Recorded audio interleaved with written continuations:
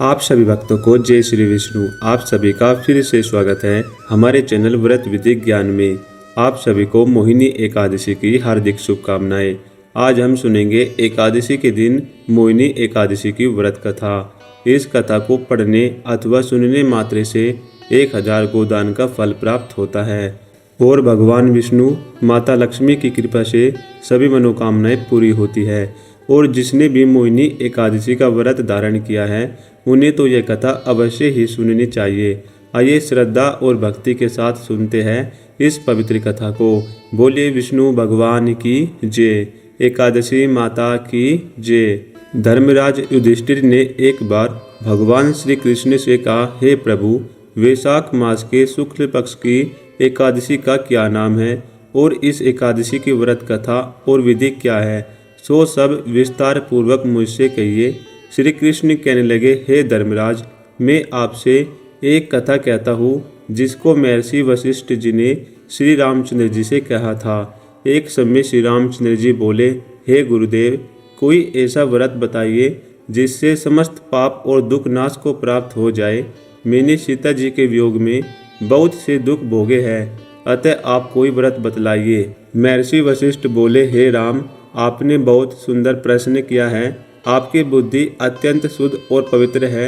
यद्यपि आपके नाम का स्मरण करने से ही मनुष्य पवित्र और शुद्ध हो जाता है, तो भी आपका यह प्रश्न लोकहित के लिए बहुत ही सुंदर है। वैशाख मास में जो एकादशी आती है उसका नाम मोहिनी एकादशी है।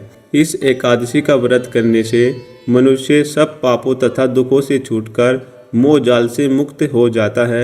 अतः यह व्रत दुखी मनुष्यों को अवश्य करना चाहिए। इससे मनुष्य के सब पाप और दुख नाश को प्राप्त हो जाते हैं। अब आप इसकी कथा ध्यान पूर्वक सुनिए। सरस्वती नदी के किनारे भद्रावती नामक एक नगरी थी। वहाँ पर द्युतिमान नामक चंद्रवंशी राजा राज्य करता था। इसी नगरी में धन धान्य से पूर्ण पुण्यवान धनपाल नामक एक वेश्य भी रहता था। वह अत्यंत धर्मात्मा एवं विष्णु भक्त था। उसने नगर में अनेक भोजनालय, प्याऊ, कुआं, सरोवर, धर्मशाला आदि बनवाए थे और सड़कों पर आम, जामुन, नीम आदि के अनेक वृक्ष लगवाए थे। उस वेश्य के 5 पुत्र थे, सुमना, सद्बुद्धि, मेधावी, सुकृति और दृष्ट बुद्धि। इनमें दृष्ट बुद्धि नाम वाला 5वां पुत्र महापापी था। वह पितर आदि किसी को नहीं मानता था। वह वेश्य और दुराचारी मनुष्यों की संगति में रहकर जुआ खेलता, पर स्त्रियों के साथ भोग विलास करता तथा मद मांस का सेवन करता था। इनके अतिरिक्त अन्य अनेक कुकर्मों में भी वह अपने पिता के धन को नष्ट करता था। वेश्याओं के साथ उनके गले में हाथ डालकर फिरता रहता था। इन्हीं कारणों से उसके पिता, भाइयों तथा कुटुंबियों ने उसको घर से निकाल दिया और उसकी निंदा करने लगे। घर से निकाल देने के बाद वह अपने गहने और कपड़े बेचकर निर्वाह करने लगा। जब सब धन नष्ट हो गया तो वेश्या और दुष्ट संगी साथियों ने भी उसका साथ छोड़ दिया। अब वह भूख और प्यास से अत्यंत दुखी रहने लगा। अन्य कोई सहारा न देखकर वह चोरी करने लगा। एक बार वह चोरी करता पकड़ा गया, परंतु राज्य कर्मचारियों ने उसको वेश्या का पुत्र जानकर छोड़ दिया। मगर जब दूसरी बार वह फिर पकड़ा गया तो उन्होंने राजा के सामने उपस्थित कर दिया। राजा ने उसे कारागार में बंद कर दिया। कारागार में राजा ने उसको बहुत दुख दिया और कहा कि तुम मेरी नगरी से निकल जा। वह नगरी से निकलकर वन में चला गया और वन में पशु पक्षियों को मारकर खाने लगा। कुछ समय के पश्चात वह बहेलिया बन गया और धनुष बाण लेकर पशु पक्षियों को मार मार कर खाने लगा। एक दिन वह भूख और प्यास से दुखित होकर खाने की खोज में फिर रहा था कि कौंडिन्य ऋषि के आश्रम पर पहुंच गया। उस समय वैशाख मास चल रहा था और कौंडिन्य ऋषि गंगा स्नान करके आ रहे थे।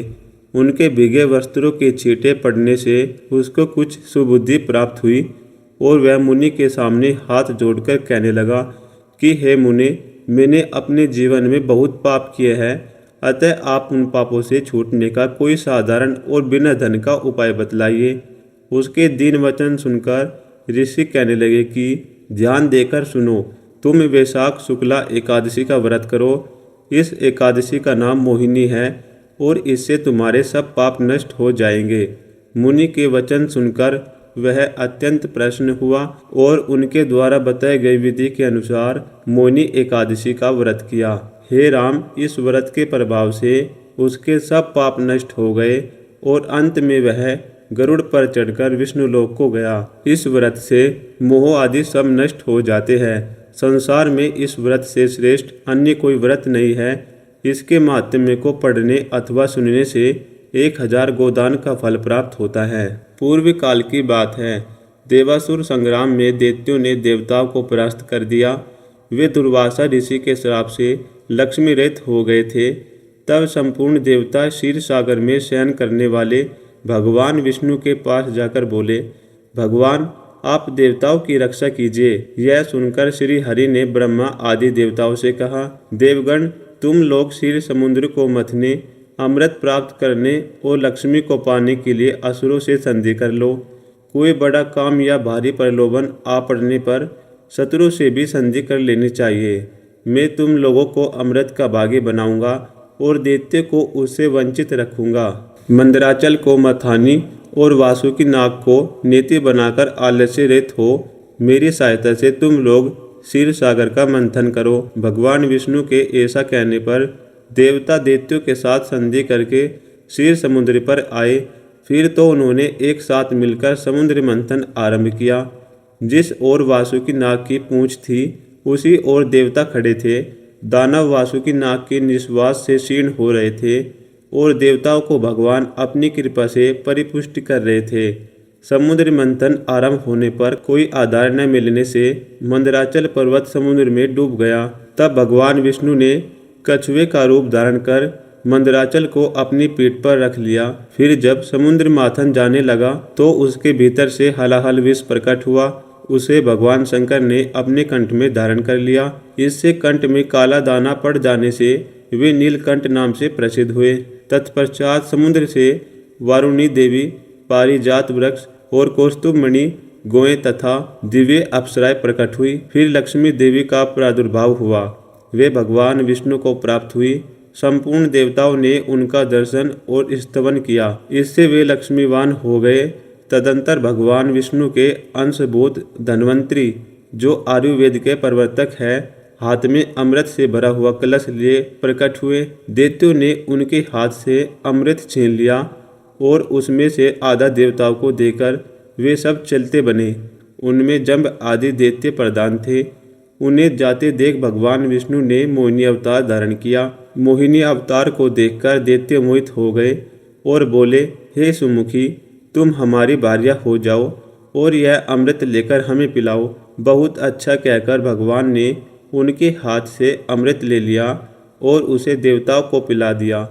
उस समय राहु चंद्रमा का रूप धारण करके अमृत पीने लगा।